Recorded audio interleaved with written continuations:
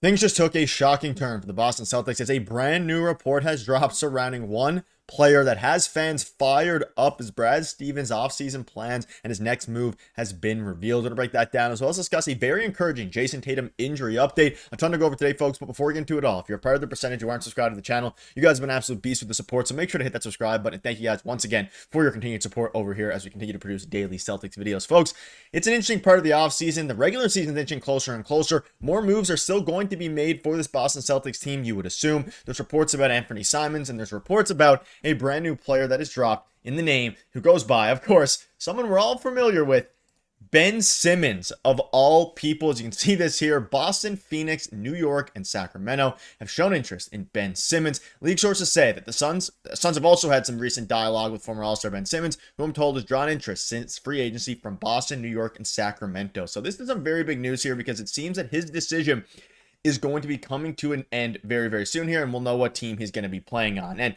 this, of course, isn't the same Ben Simmons that we saw and, had the insane potential like he did back in on Philadelphia and the Sixers team.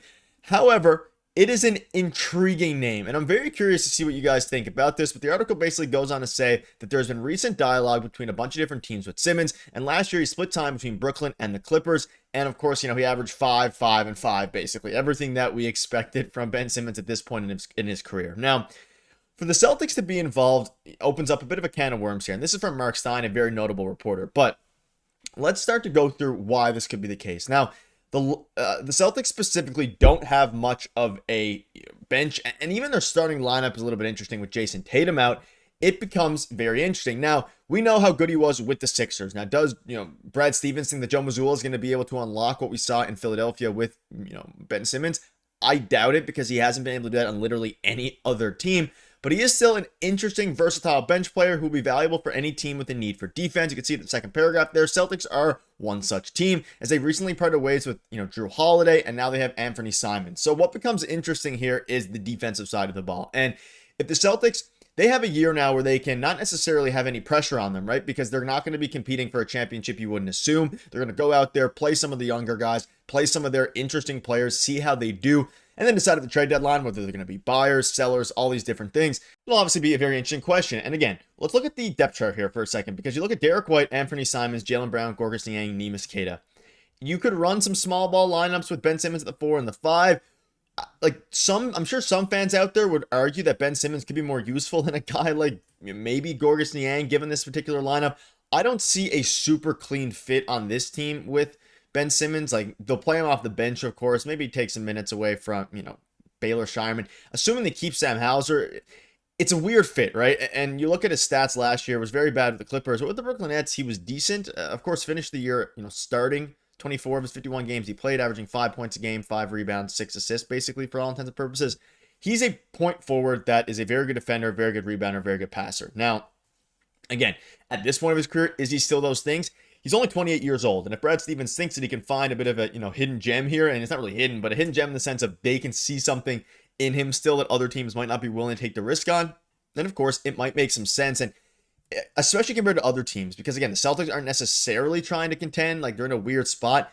You could argue that he's better than some of the players, at least maybe better off giving minutes compared to some of the players. I mean, Gorgas Niang, Neemias Queta is an interesting one, Luka Garza, even Xavier Tillman. I could see him just taking Xavier Tillman's minutes at the 4. I think that, as the backup 4. They run Sam Hauser at the 3 in the bench unit. You run, of course, Ben Simmons as the backup 4. I think that would be a pretty interesting spot for him. See what he can do. Provide some defense to the starting lineup that doesn't have, a ton of defense outside of Derrick White, and, Jaylen Brown's an okay defender at times. So it's you're good. You're in an interesting spot. It is an interesting spot, but I do think there is a spot for him. The injuries that they've been dealing with, of course, Xavier Tillman's injury, all these different things. I don't hate it. Do I love it? No. Does it make all the sense in the world? Not really. But it does open up an interesting can of worms here for the Boston Celtics if they're able to go ahead and get somebody like Ben Simmons. And the other teams that are interested, like the Knicks, make some sense. The Phoenix Suns, Sacramento Kings, all teams that are trying to compete and kind of just, want an upside guy with some defense. And that's what Ben Simmons ultimately is. But at the same time, it would help the Celtics defensively. That would be the main reason you're getting him. And the Eastern Conference is wide open right now and is wide open this year. And if they think that Ben Simmons' defense can help in a bench role, in a starting role, whatever it is, and they want this team to be better defensively, then it makes some sense, right? Because he is a defensive floor raiser and a defensive ceiling raiser, both of those things. He's that good defensively, despite his injuries, despite his lack of offensive ability, all these different things. He's a great defender. That's what he does. And if you can get him for cheap, it makes some sense, and it would be interesting to see what happens here in free agency. But that'll wrap up that section. Let me know down below, A, would you want to see them take a flyer on Ben Simmons? If so, who would you want to, have him replace in the lineup? Because someone would have to go. Would it be a guy like Xavier Tillman? Maybe even, probably wouldn't be Luka Garza. Maybe Neemias Queta and his minutes there. I think a lot of it also, quick, note before we wrap up here, sidetrack. I think it also depends on how Gorgas Niang, how Neemias Queta, all these guys play. And if some bad playing time, happens, opens up a spot for Ben Simmons for minutes. But that'll wrap that up. Let's also dive into a big injury update. And Jayson Tatum, of course, went down with his Achilles tear. He has been recovering extremely fast, and a new update has dropped, and you can see here he has no boot per his Instagram story. Now, there's been a lot of footage going around on Instagram and things like that showing how fast Jayson Tatum is recovering. He's already working. His work ethic's incredible. If you've been following the Celtics for a while, if you're a Celtics fan, we all know how good Jayson Tatum's work ethic is, right? And that's never been a problem. It's never been anything to discuss. However, for now, him recovering is going to be the biggest thing. And we heard Brad Stevens in the offseason, a few weeks ago, basically say the biggest goal for us this offseason is not necessarily making a big splash via trade. They could have already done so with Jaylen Brown at the trade deadline, all these different things. Or sorry, at the NBA draft, I guess deadline, technically, mini trade deadline there before the draft happened. Their goal is to get Jayson Tatum 100% healthy for the year after next. And of course, that's why there was rumblings about them acquiring, Damian Lillard, all these different things. At the end of the day, he is now out of a walking boot, and he's apparently putting in work with the men's basketball team. He's, locked in. He's doing a bunch of different exercises. And it's very encouraging to see because he is recovering very quickly. These Achilles tears can, take a variety amount of time, various amount of time rather. For some people, obviously they come back better, not better than before, but sooner than others and heal better than others. For Jayson Tatum, it's going to be interesting to see if he's healthy towards the end of next season, will they push him? I highly, highly doubt it. I don't think that's going to happen. But to see him out of a boot already is extremely encouraging. That was posted on his Instagram story yesterday afternoon. So it's interesting there. And of course, this season upcoming is going to be one of the more interesting seasons that the Celtics have had for a very long time because they're not directly competing for a championship. They're obviously not tanking. It's a bit of a gap year, a retool year. And maybe with the East Conference so wide open, maybe Derrick White takes a step forward. Maybe Peyton Pritchard, Baylor Shireman, maybe their first round pick, Hugo Gonzalez. They're going to need to strike on some players overperforming in order to actually be competitive in the Eastern Conference.